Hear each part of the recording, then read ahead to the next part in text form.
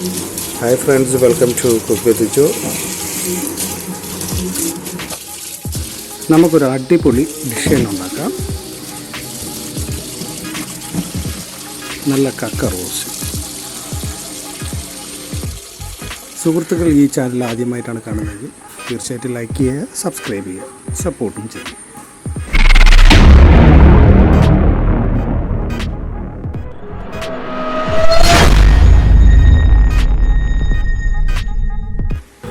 ഹോട്ടലുകളിൽ ഇതൊന്നും അങ്ങനെ വൃത്തിയാക്കാറില്ല. ജസ്റ്റ് ഒരു 3 വെള്ളത്തിൽ എന്തോ കഴുകിയായിരിക്കും അതിടുന്നത്. പക്ഷേ നമുക്കതുപോലെ ചെയ്യാൻ പറ്റത്തില്ലല്ലോ.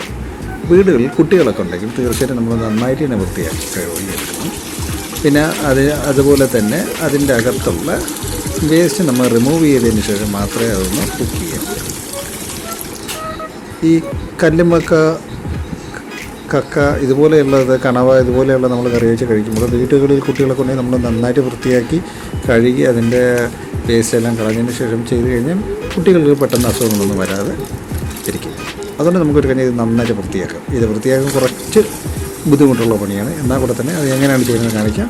ഞാനിത് വൃത്തിയാക്കി കഴിയുമ്പോൾ തന്നെ അങ്ങനെ 1 മണിക്കൂറിൽ കൂടുതലെങ്ങനെ ഇപ്പോൾ ഒത്തിരി പേരൊക്കെ ഉണ്ടെന്നുണ്ടെങ്കിൽ പെട്ടെന്ന് തന്നെ ലേഡീസിന് ഇത് ഈസി ആയിട്ട് തന്നെ അവരൊന്ന് ഒരു മീനൊക്കെ കഴിയുമ്പോൾ എത്രയും പെട്ടെന്ന് തന്നെ അവർ ചെയ്യും. പക്ഷേ നമുക്കിത് കുറച്ച് ബുദ്ധിമുട്ടെടുത്ത് ഇതൊന്ന് ക്ലിയർ ചെയ്തെടുക്കാതെ.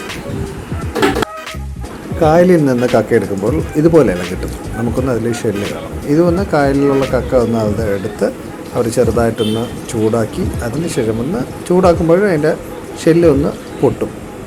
ഷെല്ല് ഉടഞ്ഞ് 2 പീസായിട്ടായിരിക്കും വരുന്നത്. പിന്നെ അതിനെ ഒന്ന് വൃത്തിയാക്കുക എന്ന് പറഞ്ഞാൽ ആ ഷെല്ലിൽ നിന്ന് റിമൂവ് ചെയ്യുന്നത്. അവരിപ്പോൾ യൂസ് ചെയ്യുന്ന പോലെ ചെറിയ മെഷീൻ റോളർ പോലത്തെ ഇതൊക്കെ ഉണ്ട്. അത് വെച്ച് ആ ഷെല്ല് ഫുള്ള് റിമൂവ് ചെയ്ത് കക്ക മാത്രമായിട്ട് സെപ്പറേറ്റ് എടുക്കുന്നത്. അതാണ് അവരൊന്ന് സേവ് ചെയ്യുന്നത്. കക്ക വൃത്തിയാക്കുന്നത് ഇങ്ങനെയാണ്. അപ്പോൾ നിങ്ങൾ കല്ലുമ്മക്കായ ഒന്ന് വൃത്തിയാക്കിയവരൊക്കെ ഒത്തിരി പേർക്ക് അറിയാം. അതുകൊണ്ട് അതുപോലെ തന്നെ നമ്മൾ കക്ക ഇതുപോലെ വൃത്തിയാക്കും. എന്തുകൊണ്ട് കക്ക വൃത്തിയാക്കാതെ തന്നെ നമ്മൾ ഇതൊന്ന് കുക്ക് ചെയ്ത് കഴിച്ച് കഴിഞ്ഞാൽ എന്തെങ്കിലും അസുഖം വരും. മാക്സിമം വരാൻ സാധ്യതയുണ്ട്. ചിലവർക്ക് വയറ്റിന് പിടിക്കത്തില്ല. അവർക്കൊന്ന് പെട്ടെന്നുകൊണ്ട് വയറിളക്കം ഇതുപോലത്തെ ഇത് വരാൻ സാധ്യതയുള്ളതുകൊണ്ട് തീർച്ചയായിട്ടും നമ്മൾ അതിൻ്റെ ക്ലീൻ ചെയ്ത് വേസ്റ്റ് എല്ലാം ക്ലീൻ ചെയ്ത് ഇതുപോലെ വേസ്റ്റ് ക്ലീൻ ചെയ്തിട്ട് നമ്മളത് കുക്ക് ചെയ്തെടുത്ത് കഴിഞ്ഞാൽ കുട്ടികൾക്ക് നന്നായിട്ട് കഴിക്കാൻ പറ്റും. പക്ഷേ ഇത് ചെയ്യുമ്പോൾ തന്നെ നല്ല രീതിയിൽ ഇഞ്ചിയും വെളുത്തുള്ളിയും കുരുമുളക് പൊടിയും നല്ല രീതിയിൽ ചേർത്ത് വേണം നമ്മളിതൊന്ന് കുക്ക് ചെയ്തെടുക്കാൻ. എന്നാൽ മാത്രമേ അതിൻ്റെ ഒരു ടേസ്റ്റ് കിട്ടത്തുള്ളൂ. വയറ്റിനൊന്നും അസുഖം വരാതിരിക്കും. മാക്സിമം വീടുകളിൽ മേടിക്കത്തില്ല. കാര്യം എന്ന് വെച്ചാൽ ഇതൊന്ന് ക്ലീൻ ചെയ്യാനുള്ള മടി കാരണം. പക്ഷേ ഇത് ക്ലീൻ ചെയ്ത് വൃത്തിയാക്കി നന്നായിട്ടൊന്ന് കുക്ക് ചെയ്ത് റോസ്റ്റ് ചെയ്യുകയോ ഇല്ലെങ്കിൽ ഫ്രൈ ചെയ്ത് കഴിച്ചാൽ നല്ല ടേസ്റ്റാണ്. അപ്പോൾ അതുകൊണ്ട് ഞാനെന്ത് വീട്ടിലത്തേക്ക് ഇത് മേടിച്ചു നന്നായിട്ട് ക്ലീൻ ചെയ്തു.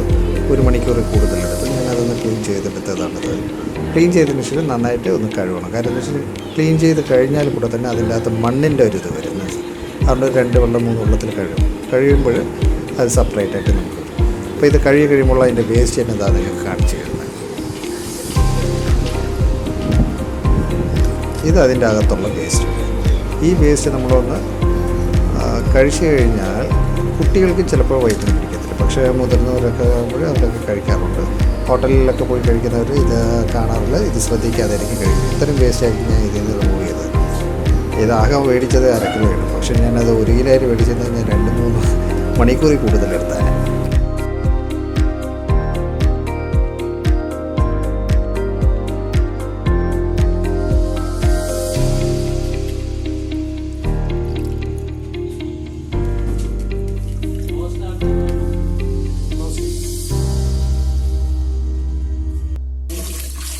നിങ്ങളെൻ്റെ ഈ വീഡിയോ ശ്രദ്ധിച്ച് കാണുമ്പോൾ തന്നെ നിങ്ങൾക്ക് തന്നെ മനസ്സിലാവും. ഞാൻ ഈ കക്ക ഒത്തിരി പ്രാവശ്യം കഴുകും. ആദ്യം തുടക്കം 2 പ്രാവശ്യം 3 പ്രാവശ്യം കഴുകുന്നുണ്ട്. അത് കഴിയുമ്പോൾ ഞാൻ ക്ലീൻ ചെയ്യുമ്പോൾ കഴുകുന്നുണ്ട്. അത് കഴിഞ്ഞതിന് ശേഷം അതിൻ്റെ വേസ്റ്റ് എല്ലാം റിമൂവ് ചെയ്തതിന് ശേഷം ക്ലീൻ ചെയ്യുന്നുണ്ട്. ഒരു 4, 5, 6 പ്രാവശ്യം ഞാൻ കഴുകുമ്പോഴായിരിക്കും അത് നല്ല രീതിയിൽ ക്ലീൻ ആവുന്നത്. എന്നാൽ കൂടെ തന്നെ നിങ്ങളതിൽ കാണുമ്പോൾ തന്നെ മനസ്സിലാവും. നമ്മൾ ക്ലീൻ ചെയ്യും തോറും അതിൻ്റെ ആ ഒരു വൈറ്റ് കളർ അങ്ങ് വന്നുകൊണ്ടിരിക്കും. അപ്പോൾ ഞാൻ ഒന്നുകൂടെ ക്ലീൻ ചെയ്തതിന് ശേഷമായിരിക്കും ഞാൻ അങ്ങനെ അതിനെ ഫുള്ളായിട്ട് കുക്ക് ചെയ്യുന്നു. കക്ക സെപ്പറേറ്റായിട്ട് വെച്ചായിരിക്കും കുക്ക് ചെയ്യുന്നത്. അതിൽ മഞ്ഞൾപ്പൊടി, കുരുമുളക് പൊടി, ഉപ്പ്, പിന്നെ വെള്ളമൊന്നും ചേർക്കേണ്ട ആവശ്യമില്ല. കാര്യം കക്ക കുക്കാകുമ്പോൾ തന്നെ അതിൽ നിന്നുള്ള വെള്ളം സെപ്പറേറ്റായിട്ട് വരും. അതുകൊണ്ട് നമുക്ക് അതിന് വെള്ളമൊന്നും ചേർക്കേണ്ട.